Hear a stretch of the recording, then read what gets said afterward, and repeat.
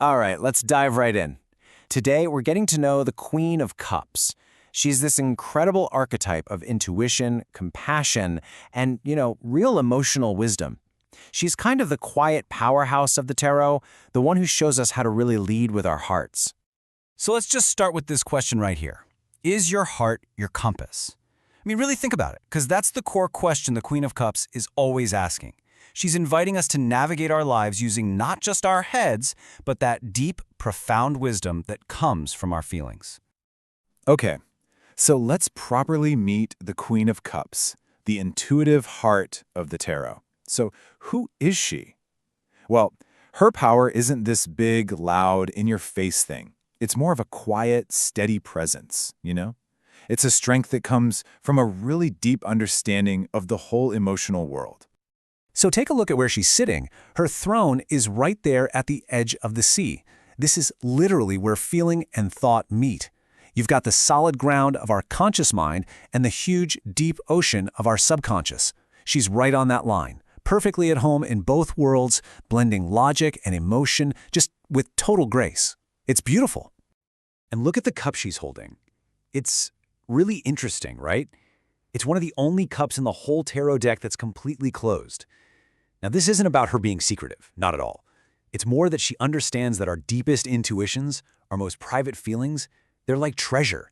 She protects them, holds them carefully, and only shares that wisdom when the time is right.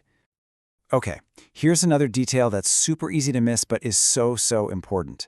See how her feet aren't actually in the water? They're on the pebbles. This is key. It shows us that she's totally connected to her emotions. I mean, the ocean is right there, but she isn't drowned or overwhelmed by them. She's got this amazing ability to feel everything from a stable place. She's the master of her own inner world. All right, let's talk about her upright wisdom. This is all about being nurturing, compassionate, and totally in flow. When you see her upright in a reading, you're seeing her at her absolute best, balanced, powerful, and just radiant. So, when she's upright, she really embodies empathy, healing, and true emotional intelligence. You can think of her as that nurturing mother energy. She represents that part in all of us that can listen not just with our ears, but with our whole heart. She doesn't just hear what you're saying, she feels the truth underneath it all. I just love this idea here. She acts as a mirror. This is her real magic. She doesn't lecture you or tell you what to do. Nope. She just creates this safe, loving space and reflects your own depth back at you so that you can see yourself in a totally new light. It's incredibly empowering.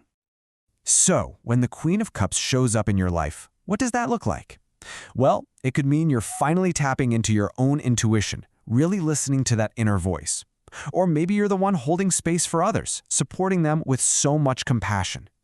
It's the energy of a creative, sensitive soul who's also a healer, a counselor, or just a really good listener. But of course, every card has two sides to it, right? It's like two sides of a soul. When that beautiful Queen of Cups energy gets blocked or thrown off balance, well, that compassion can turn into being overly sensitive. That amazing intuition can twist into insecurity. And that emotional stability, it can crumble into codependency. So let's talk about that shadow side, her reversed meaning. This is when she's feeling emotionally drained and totally out of sync. When this card shows up reversed, it's basically a big red flag that says, hey, we're not connected to our feelings in a healthy way right now. We've lost that beautiful balance. Yeah, the reversed Queen of Cups is basically a major warning sign.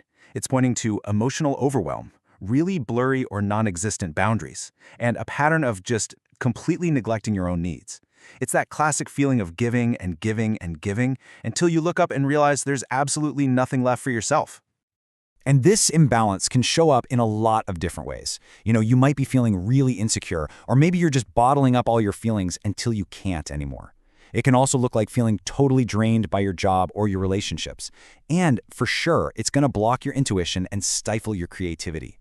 Sometimes it can even swing the other way, and you might become kinda self-centered or manipulative as a way to protect yourself. Okay, so that's the what, but what about the how? Let's get into some real-world guidance. Here's the Queen's advice for the big areas of life: love, career, and money. All right, for love and relationships. When her energy is flowing, it's a beautiful time of caring and deep connection. But there's a little warning here. Watch out for neediness, and make sure that you're not always the one giving. The trick is to be open, to be vulnerable, sure, but you've got to do it while holding on to those healthy boundaries. Now let's talk career.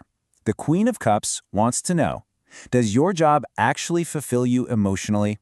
Her big message here is to look for work that feeds your soul, not just your wallet. Maybe a compassionate colleague can help. But the biggest warning is this: do not sacrifice your well-being for your job, period. And what about money? Well, she's all for a healthy relationship with it. Having financial security is a great thing. It gives you the freedom to be generous. But, and this is a big but, she's warning you not to stretch yourself too thin financially just to take care of everyone else. It's that classic oxygen mask rule, right? You have to take care of your own financial and emotional health first. Okay, let's wrap this up. What is the Queen's final message for us? And more importantly, how do we actually bring her wisdom into our day-to-day lives? This quote just says it all, doesn't it? Compassion without boundaries isn't kindness, it's self-abandonment.